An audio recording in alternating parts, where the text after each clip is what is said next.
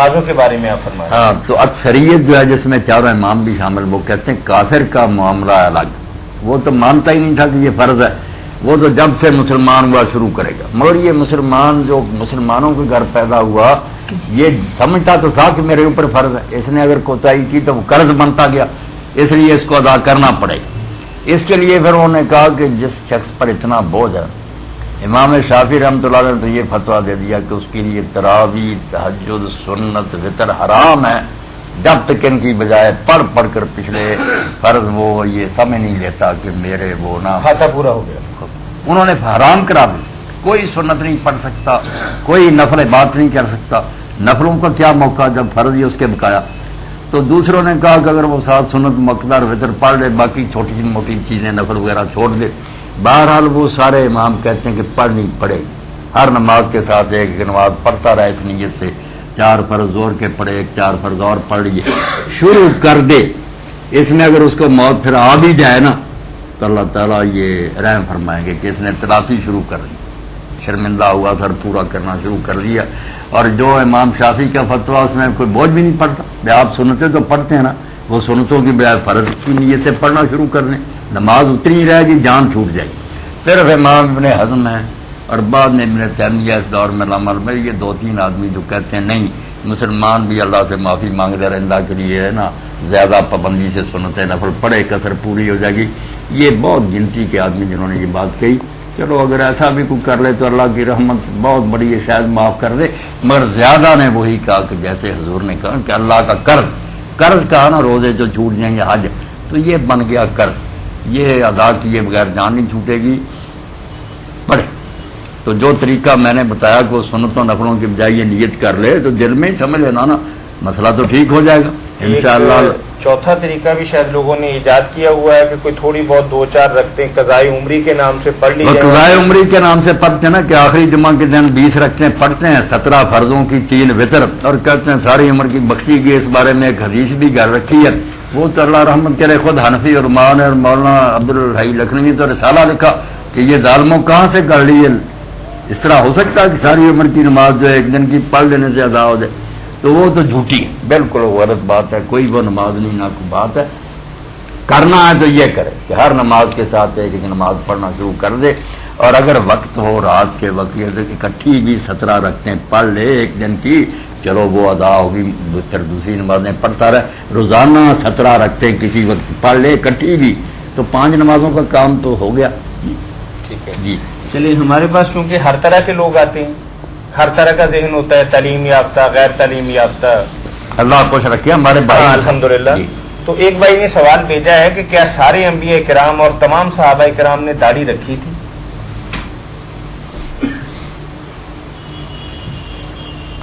سارے کا تو اب ہم کیسے پتہ چلائیں، نہ کہیں ذکر نہ ہم نے دیکھے۔ باقی پچھلے انبیاء علیہ السلام نے بھی رکھی، کیونکہ اللہ کے رسول نے یہ بات تو کہی ہے کہ یہ فطرت میں جو 10 چیزیں شامل ہیں اور جو انبیاء کی سنتیں ہیں اس میں افعال لحاظ کو بیان کیا کہ داڑھی بڑھانا یہ بھی ان کا طریقہ رہا۔ اس سے پتہ چلا حضرت ہارون علیہ السلام کی داڑھی کا بھی قرآن میں آتا کہ موسیٰ علیہ السلام نے پکڑی، سر کے بال بھی پکڑے۔ تو یہ جو فرمایا کہ سنن الانبیاء میں یہ شامل ہے اور یہ فطرت میں شامل ہے، اس سے پتہ چلتا ہے۔ جی بارک اللہ فیک۔ جنات کے حوالے سے مولانا بے شمار لوگوں کے خدشات اور وسوسے اور وہم ہیں۔ جی تو ایک بہن نے ہم سے یہ سوال پوچھا ہے کہ جنات کا ہماری زندگی میں کبھی کبھار عمل دخل بہت زیادہ بڑھ جاتا ہے کہ ہمارے جو ٹرنک ہیں، پیٹیاں ہیں، الماریاں ہیں یا پرس ہیں، ان کو خالی کر کے یا بچوں وغیرہ کو کسی دور دراز جگہ پہ چھوڑ آئیں یا کچھ ایسا نقصان کرنے کا وہ طاقت رکھتے ہیں یا ملکہ رکھتے ہیں؟ طاقت تو رکھتے ہیں میری بہن، اور ایسی شرارتیں وہ کرتے ہیں شیاطین جو وہ بگڑے ہوئے جو ان میں سے سرکش ہیں، وہ جیسے ہمارے ہم انسان بچوں کو اغوا کر لیتے ہیں، تاوان کے لیے لے جاتے ہیں، دیکھ ہی رہی ہیں آپ کہ انسان اٹھا کر لے جاتے ہیں بچے، یہ چوریاں ڈاکے تو وہ تو ہے ہی شیاطین، ان سے یہ کوئی بعید نہیں، یہ سارے کام ہو جاتے ہیں۔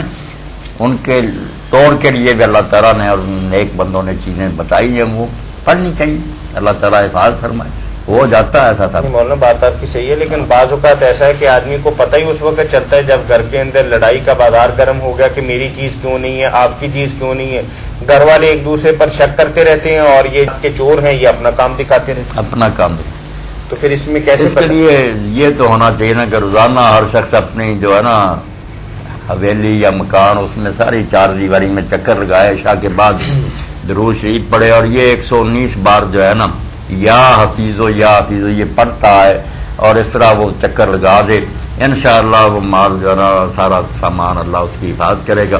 کچھ کرنا بھی چاہیے نا، اللہ تعالیٰ سے دعا کرنی چاہیے کہ وہ اپنے کتوں کو بند کر کے رکھے، سارا اختیار تو اللہ کے ہاتھ میں۔ جی، اور میرا یہ سوال تھا آپ سے کہ یہ جب رمضان المبارک میں ہم لوگ تراویح پڑھتے ہیں اور پھر جب یہ قرآن ختم ہو جاتا ہے، اس کے اوپر ہم لوگ لوگوں کو دعوت دیتے ہیں اور ختم کا پروگرام کرتے ہیں، یہ کیسا ہے شرعی لحاظ سے؟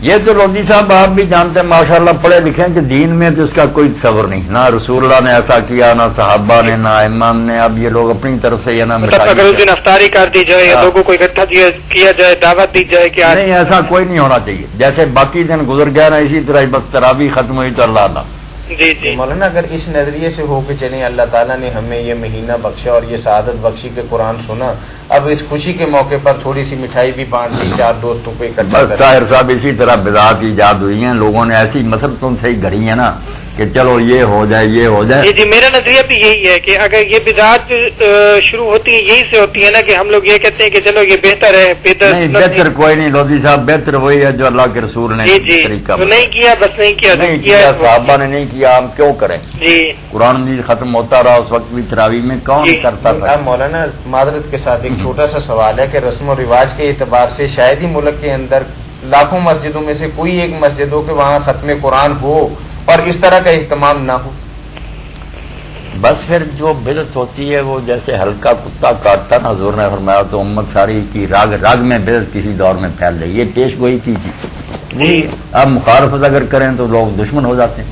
آپ جیسے پڑھے لکھے نہیں مطمئن ہو رہا ہے وہ کیا بند کرنے کی کوشش کریں، اگر سارے دنیا میں نہیں کر سکتے، جہاں ہمارے بس میں وہاں تو لوگوں کا یار کم از کم انسان اپنے 5 فٹ کے بدن کے اوپر اسلام نافذ۔ ہاں تو بالکل یہ بات جی دعاؤں میں یاد رکھیے گا اللہ تعالیٰ خیر فرمائے۔ شکریہ، جزاک اللہ، السلام السلام وعلیکم السلام ورحمۃ۔ جی بعض اوقات انسان پریشانی اور دکھ کے باعث دین کی طرف لوٹ آتا ہے اور اللہ کے ساتھ اس کا تعلق قائم ہو جاتا ہے۔ اسی طریقے سے ایک بھائی نے ہمیں سوال بھیجا ہے کہ جب سے یہ زلزلہ آیا ہے میری کایا پلٹ گئی، میرے دل کے اندر مرنے کا احساس پیدا ہو گیا، اور پہلی زندگی کے اندر میں نے بے شمار لوگوں کی غیبت بھی کی، زیادتی بھی کی، برا بلا بھی کہا، اب میرے لیے کیا حکم ہے کہ خالی میں اللہ سے استغفار کرتا رہوں یا جن کے ساتھ میری زیادتی ہوئی ہے ان سے بھی جا کر میں معذرت کروں اور معافی مانگوں؟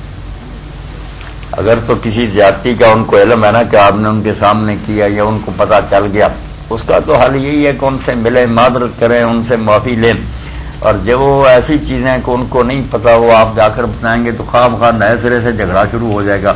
اس کے لیے آپ بس غیبت میں ہی چپ کر کے اللہ سے معافی مانگ لیں اور ان کے لیے دعائیں بہت کریں۔ جن کے ساتھ زیادتیاں کی نا اس کا حل یہ کہ ان کے لیے دعائیں اتنی کریں کہ قیامت کے دن جب ان دعاؤں کا اثر وہ دیکھے تو وہ راضی ہو جائیں، یار ہمارے لیے یہ بندہ دعائیں کرتا رہا۔ اب یہی حال ہے، یعنی بعض اوقات بات بتانے سے معاملہ خراب ہو جائے گا۔ پہلے تو علم ہے یعنی آپ نے بتایا وہ تو رنجیدہ ہو جائے گا، کہاں معافی دینے کی بجائے ہو سکتا معاملہ بڑھ ہی جائے۔ صحیح بات۔ قرآن کریم کے حوالے سے ایک بھائی نے سوال کیا ہے کہ جب یعقوب علیہ السلام کی وفات کا وقت قریب آیا تو اپنے بیٹوں کو انہوں نے اکٹھا کر کے پوچھا کہ تم کس کی عبادت کرو گے؟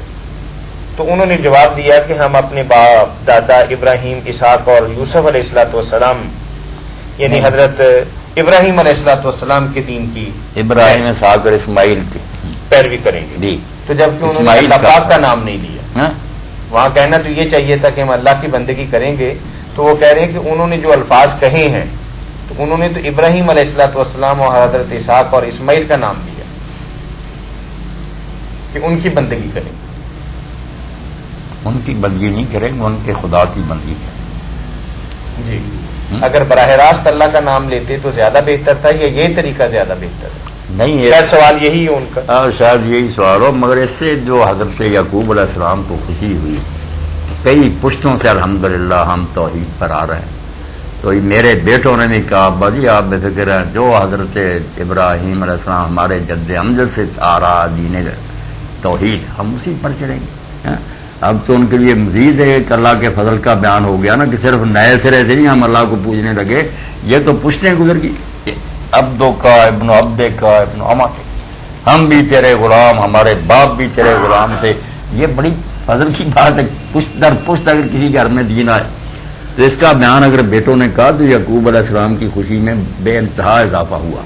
बारकल्लाह। ये इसी तरह के एक सवाल यूसुफ अलैहिस्सलाम के हवाले से भी भाई ने पूछा है जी कि अल्लाह के नबी ने क्या जानकर या किस तरीके से उनके इल्म के अंदर ये बात थी कि मेरी कमीज ले जाकर मेरे बाप के चेहरे पर डाल दोगे तो उनकी बेलाई लौट आएगी। जी तो क्या वो गैब जानते थे कि उनकी कमीज के अंदर कोई ऐसा असर था कि जो उनको इल्म में था?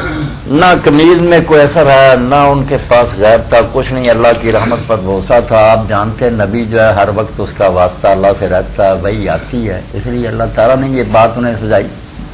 जैसे वो प्याला रखने की बात है, बज़ाहिर नहीं आया कि अल्लाह ताला की तरह आई थी, मगर बताया अल्लाह ताला ने यही किज़ालिक किदना यूसुफ ने वैसा क्या करना था भाई को रोकने को, सारा काम तो हमने किया, तदबीर अल्लाह सुझा देता। सही बात। आप नबी को ऐसे ना समझें कि वो अपनी तरफ से बातें करता रहा, हर वक्त अल्लाह से उसका ताल्लुक होता।